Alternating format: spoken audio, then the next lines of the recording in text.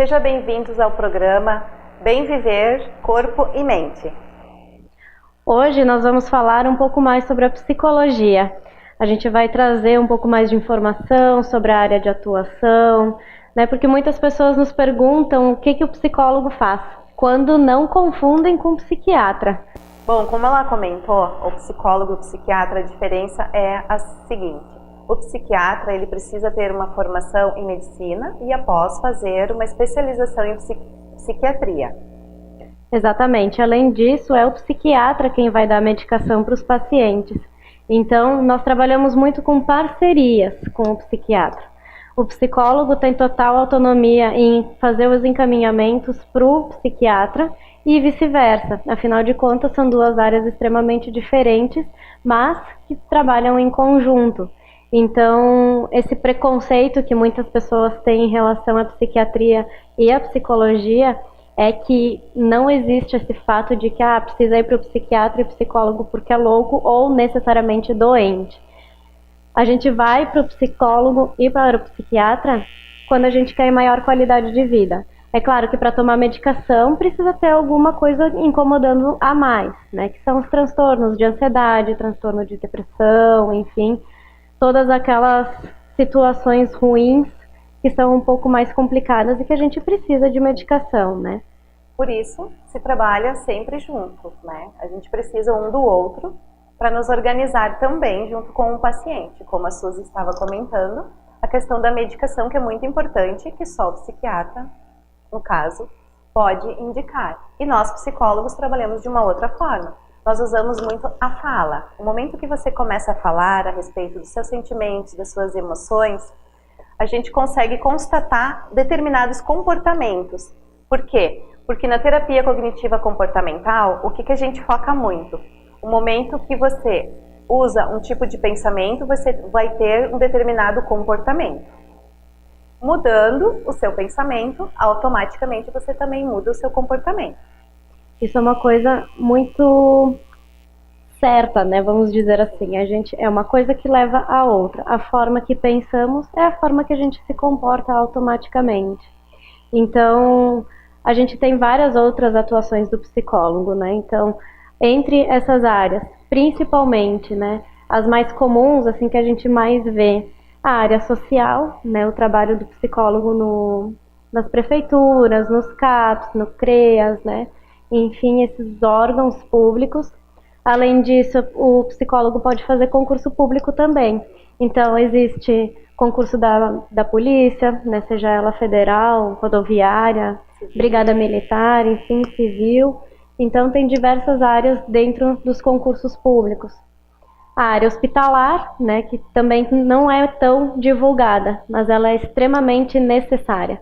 Ela é tão necessária quanto o enfermeiro e o médico lá dentro.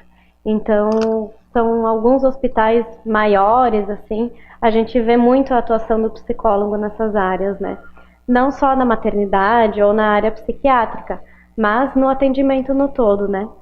E até mesmo entre os médicos, né, Suzy? A gente sabe que para muitos é muito difícil trazer também a notícia da questão da morte, né? Quando o paciente vem a óbito.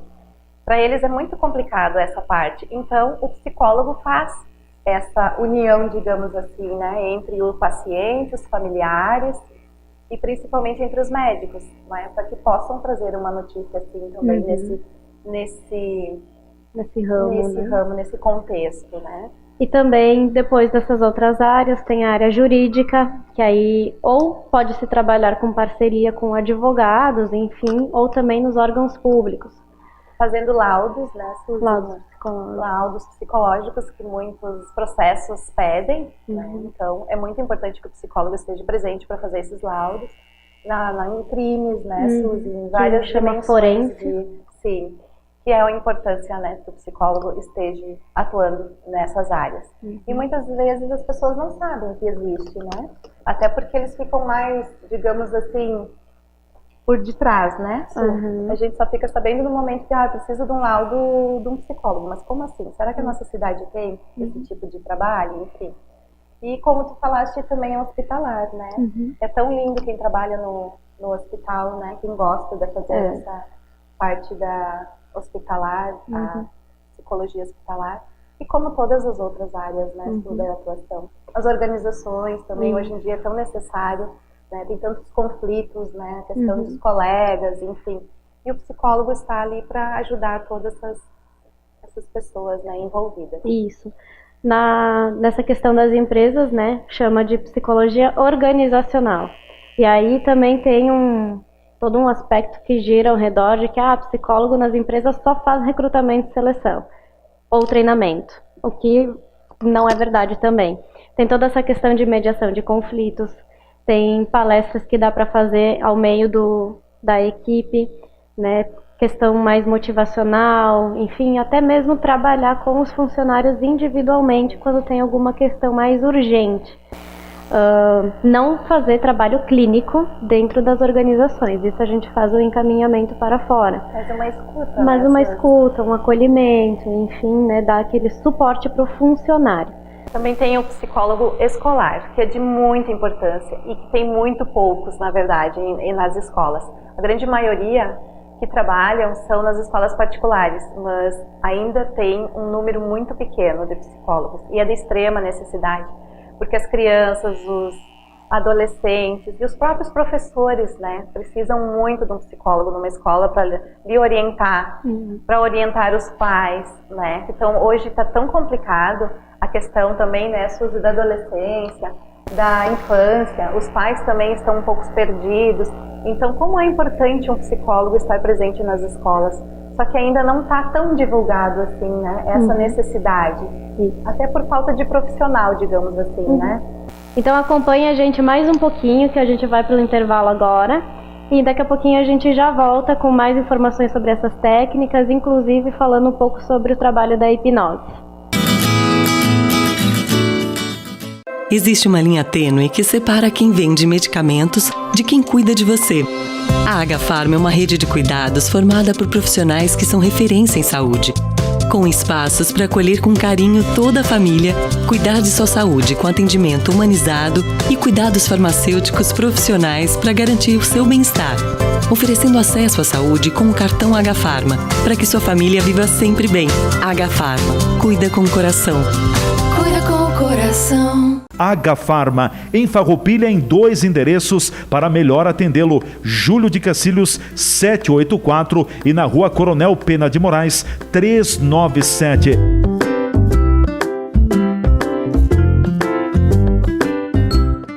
Ô, velho, tá difícil pra ler esse jornal. Eu preciso me comprar uns óculos, minha velha. Mas vai lá no Mercadão dos Óculos. Qualidade com preço justo você só encontra no Mercadão dos Óculos. Caxias e Farroupilha.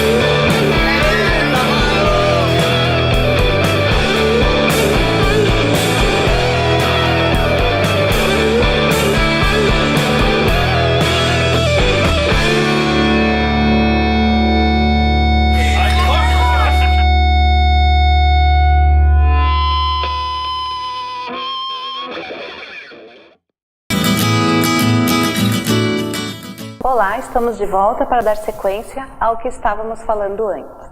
Bom, aqui nós vamos dar algumas dicas do psicólogo clínico, tá? Que é no meu caso e no caso da Suzy. O atendimento em clínica. E eu acredito que fica bem mais fácil de entender quando se dá um exemplo. No atendimento, por exemplo, de crianças, né? Eu atendo crianças, adolescentes e também idosos e adultos. Então, a gente usa uma ferramenta que é muito específico nosso. Para trabalhar com criança, a gente precisa trabalhar numa maneira que a criança também possa se comunicar e a gente possa entender o que ela está querendo nos passar. Então, o que a gente faz? A gente usa muito o lúdico com a criança, ou seja, o brincar, né? Uma das ferramentas muito apropriada para trabalhar com crianças. Às vezes os pais comentam, mas o meu filho vai no psicólogo para brincar.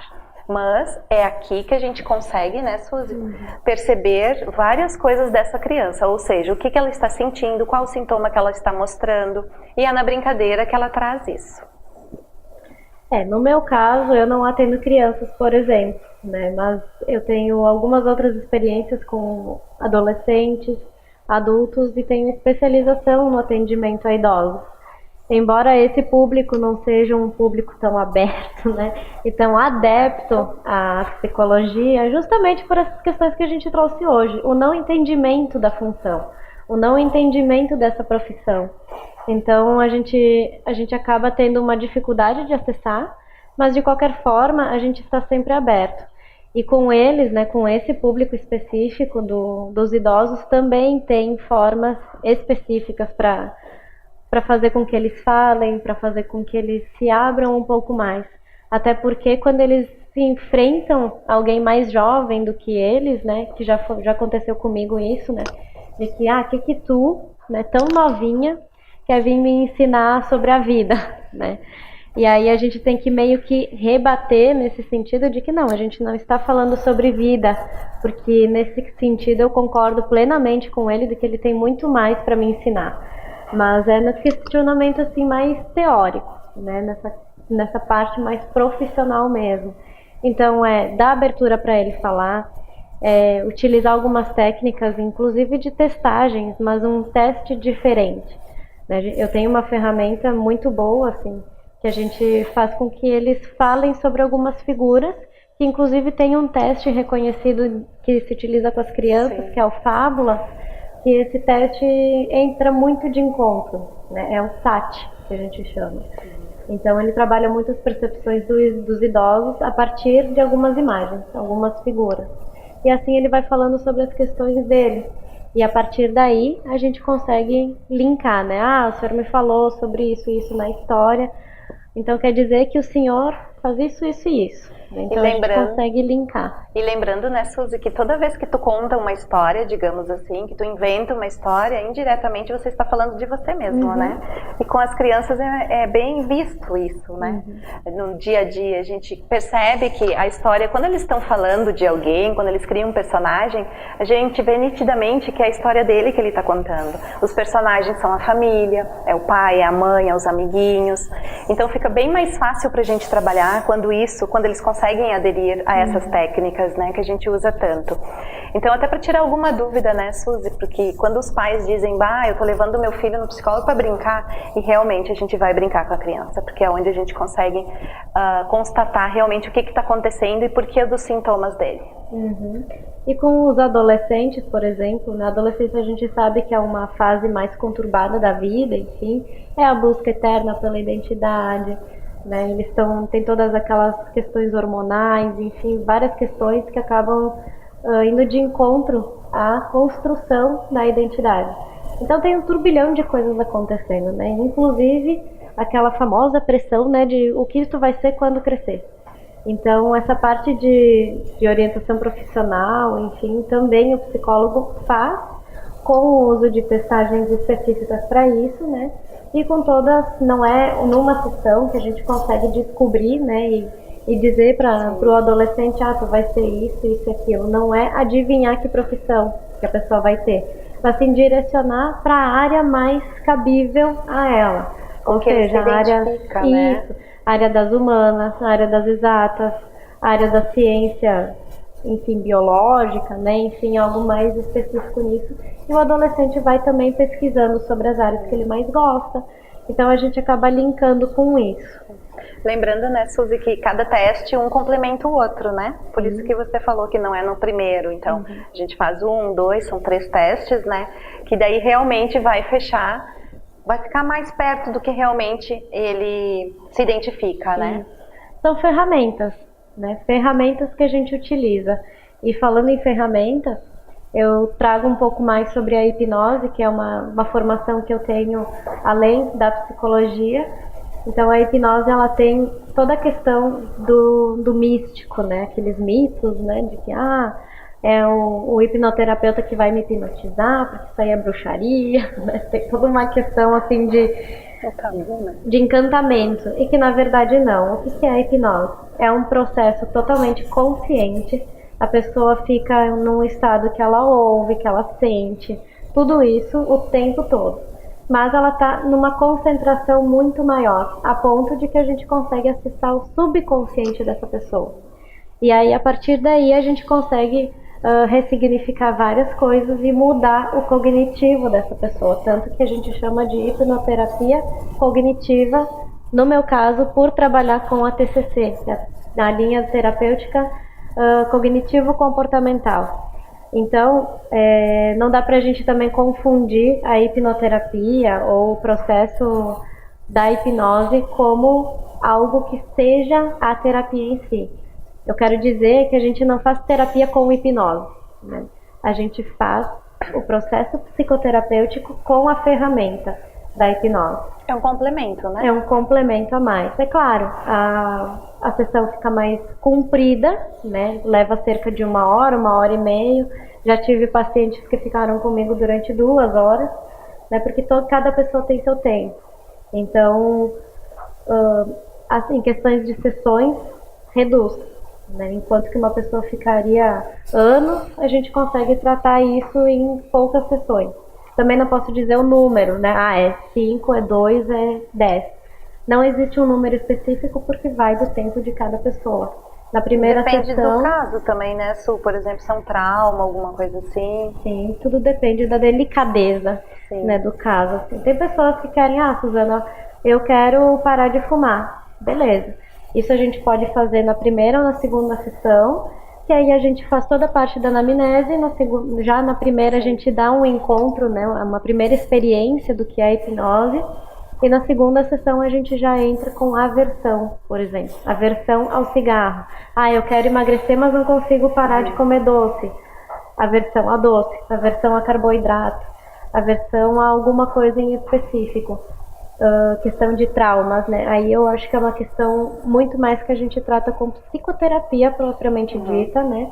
E aí em algum momento a gente entra com hipnose, quando a gente acessa essa memória traumática, né? A gente bota a pessoa em transe, acessa essa memória traumática, ressignifica ela e a gente consegue retornar.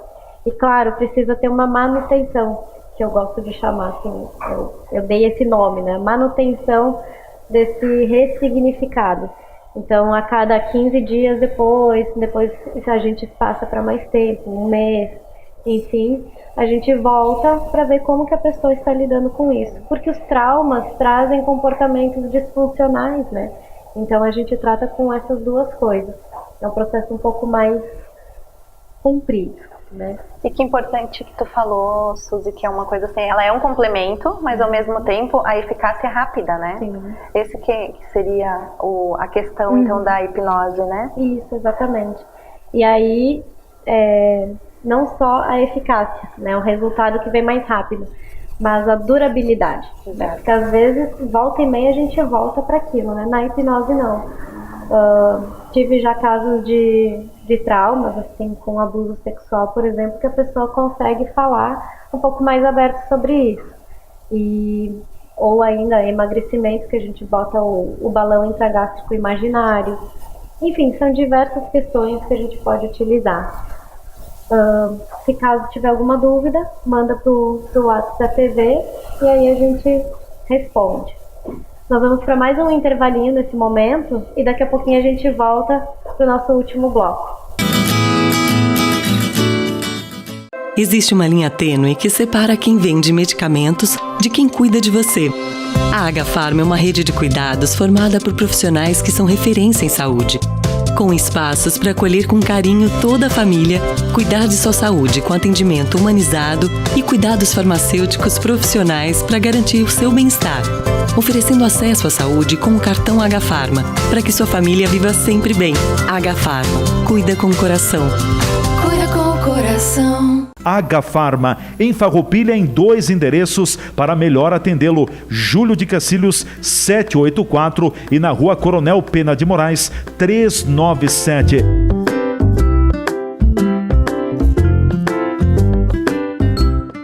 Ô, velho, tá difícil pra ler esse jornal. Eu preciso me comprar uns óculos, minha velha. Mas vai lá no Mercadão dos Óculos. Qualidade com preço justo você só encontra no Mercadão dos Óculos. Caxias e Farroupilha.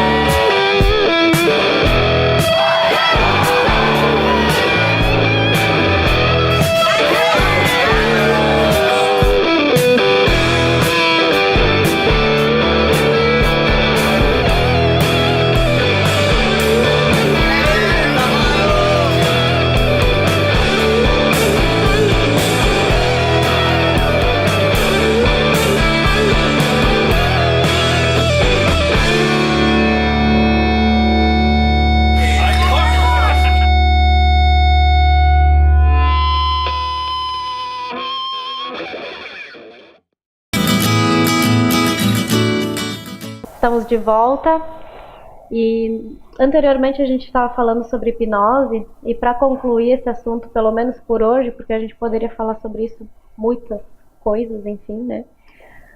A hipnose não serve apenas para tratar traumas e depressão e ansiedade e transtornos, enfim.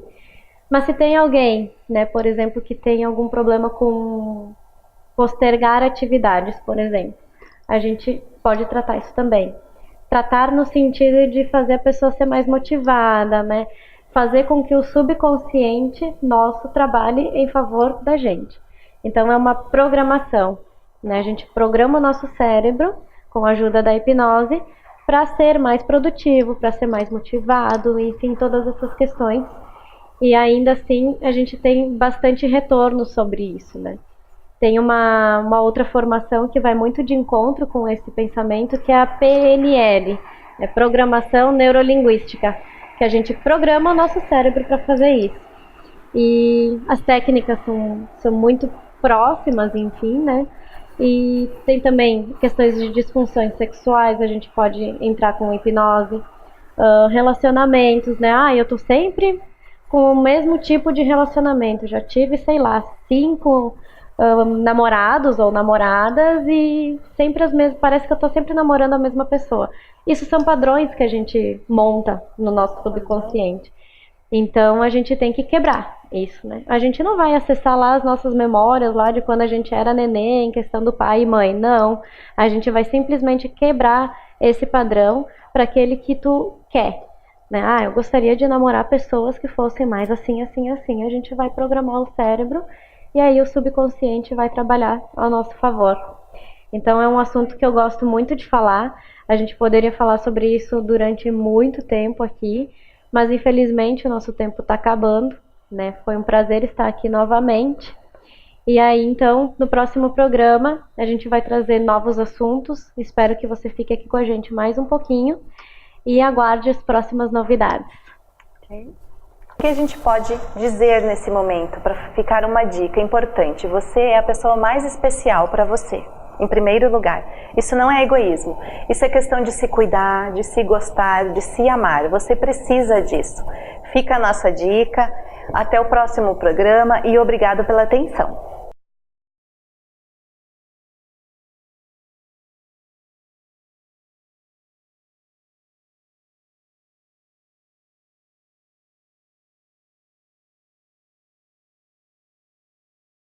Existe uma linha tênue que separa quem vende medicamentos de quem cuida de você.